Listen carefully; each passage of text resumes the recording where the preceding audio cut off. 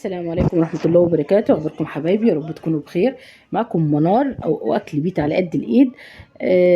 النهاردة عملنا شوربة الخضار باللحمة. طريقة سهلة وبسيطة لكل البنوتات اللي لسه أولى مطبخ. تشوف الأكل ده اتعمل إزاي، ولو لسه داخلة في القناة بقى جديدة كده اشتركي في القناة يا حبيبتي وفعلي زر الجرس.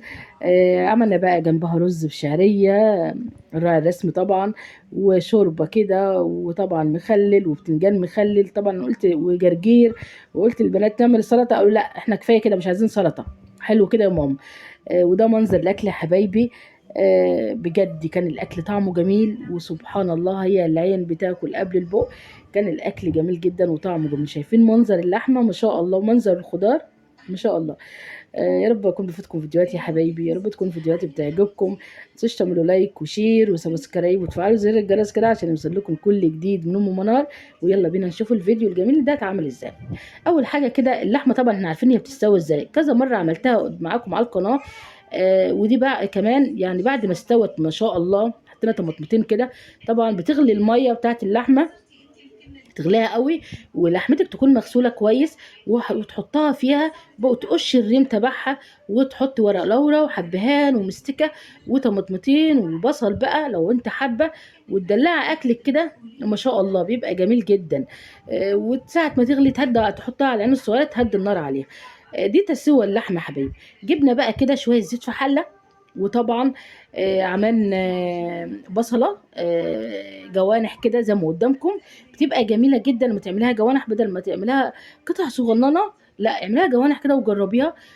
وجبنا الصلصه عليها وشوحنا البصليه الاول كده يا دوبك كده، طلعنا ريحتها بس كده. وحطينا بقى صلصه طماطم اللي هي مسبكه عندنا، كانت عندنا في الفريزر. وحطينا معلقه ملح اللي هي الصغيره، معلقه توابل مشكله، معلقه نص معلقه فلفل صغيره. طبعا ده كله معلقه من المعالق الصغيره. وبدأنا نقلب كده، هي بتديها غلوه كده. وحطينا كاري، نص معلقه كاري بتدي طعم وتستي جامد.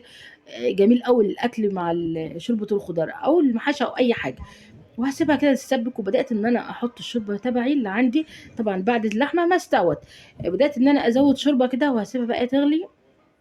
وهبدأ بقى أول حاجة هبدأ بقى في الخضار يطلع من الفريزر، اللي هو الجزر، من الفريزر على الشوربة أو على الصلصة.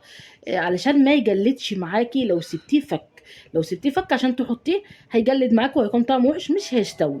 انما اي خضار متفرز عندك في الفريزر حطيه على طول من على الفريزر على الايه، على الحل.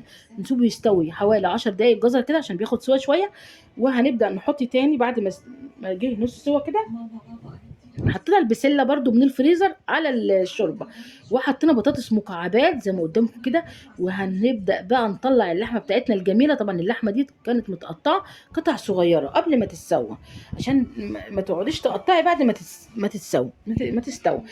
قطعي قبل ما تحطها في الميه. وبدات ان انا اشيلها من الشوربه واضيفها بقى للخضار اللي عندي، عشان انا عايزاه تكمل بقيه سواها اكتر مع الخضار وهو بيستوي بقى.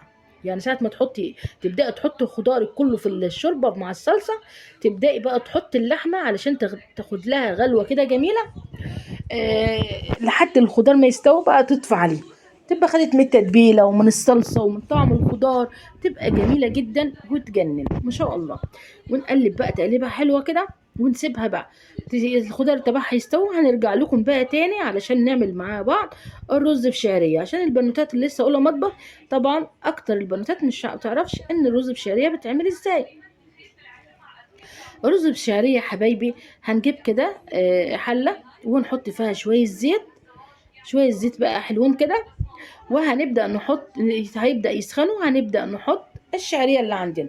دولت كانوا شوية شعرية عندي كده في الكيس، فبدأت ان انا احطهم كلك، لان مش هو كان نص كيس لهم كده. ومع التقليب المستمر ما ينفعش ان انا اسيب الشعريه يا حبيبتي واروح اعمل حاجه شويه يحمروا او شويه ايه يبقوا فاتحين. لا احنا عايزين تقليب مستمر عشان تبقى كلها لون واحد.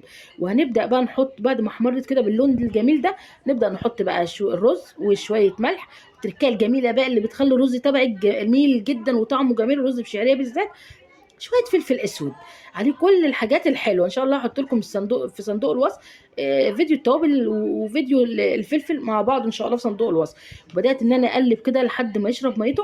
وبقت ما شرب ميته، شايفين الرز مفرفر وجميل ازاي ما شاء الله.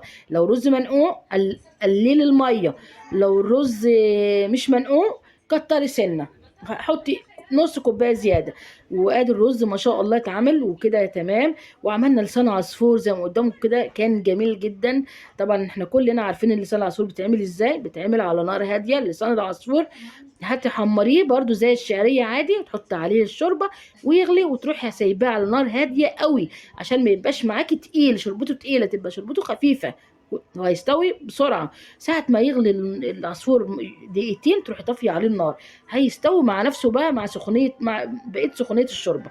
وادي شوربه الخضار بعد ما استوت وشكلها وجمالها. احنا من النوع اللي احنا مش بنحب صلصه كتير في شوربه الخضار. لو انت بتحبي بقى صلصه كتير، انت حطي انت بقى براحتك. فانا مش بحب صلصه كتير، صلصه بسيطه بتدي الاكل طعمه وجمال كده.